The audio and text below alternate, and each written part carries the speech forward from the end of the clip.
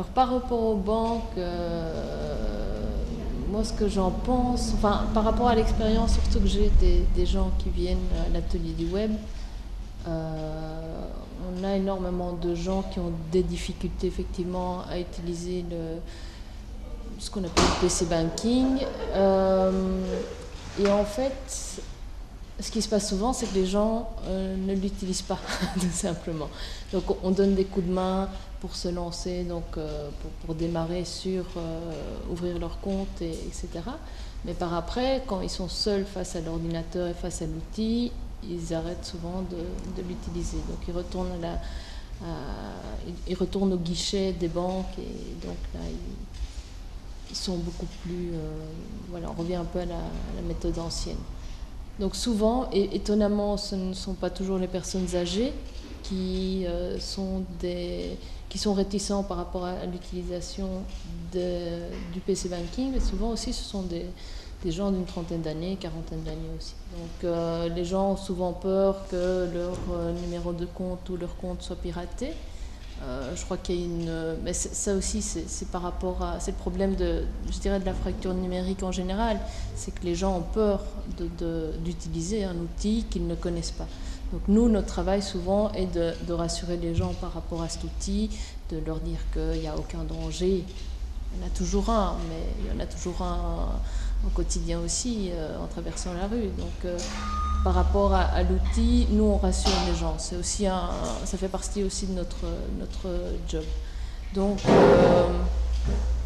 pour tout ce qui est utilisation, moi je pense que d'abord on doit rassurer les gens par rapport à l'utilisation des ordinateurs, de l'outil en général. En même temps, en tant qu'utilisatrice, utilisatrice des PC banking, j'avoue que c'est effectivement pas toujours facile à utiliser parce que les interfaces peuvent être différentes d'une banque à l'autre et les sites changent assez souvent. Donc voilà, bon, c'est les nouvelles technologies, les gens se sentent un peu obligés de les utiliser et souvent obligés par les banques elles-mêmes. Donc voilà, c'est malgré elles et effectivement d'où peut-être le problème qui va se prolonger en permanence. Je crois que de toute façon les gens ne vont pas accepter à 100% l'utilisation de cet outil. Je trouve qu'il n'est pas très convivial et pratique. Voilà. Par contre, pour tout ce qui est utilisation avec des banques à l'étranger et des versements, tout ce qui est transfert international, c'est assez intéressant évidemment. Il y a moyen de s'inscrire à une banque à l'autre bout du monde et de l'utiliser et faire des transferts d'argent à ce moment-là. Moi, je pense que l'utilisation du PC banking, évidemment, mais comme tout ce qui est de nouvelles technologies, doit être utilisé modérément. Je ne pense pas d'abord que tout le monde utilisera le PC banking dans l'avenir. J'espère que les banques seront conscientes que ce n'est pas le seul moyen de travailler avec les clients. Je crois que le contact humain est super important et nous on le vit au quotidien parce qu'en fait la majorité du public qui vient ici est un public qui a besoin du contact humain pour utiliser la machine et même qui utilise la machine à une condition, c'est qu'il y ait un rapport humain.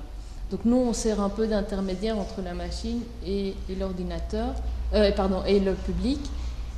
Et je crois que les banques ou d'autres structures, entreprises vont devoir faire effectivement des pas en arrière par rapport au rapport humain qui est essentiel de toute façon.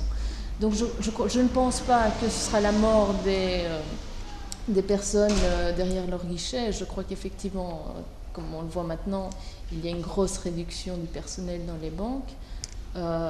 Mais je pense que il va toujours falloir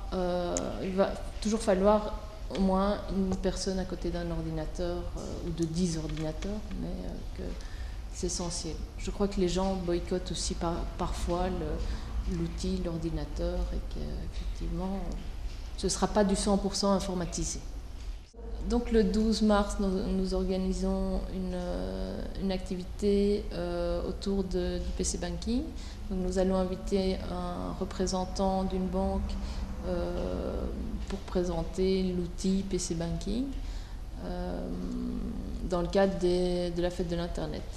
Donc l'idée est que un public plutôt âgé, on va faire ça avec l'Union chrétienne des pensionnés, donc un public plutôt âgé viendra s'informer sur l'utilisation du PC Banking.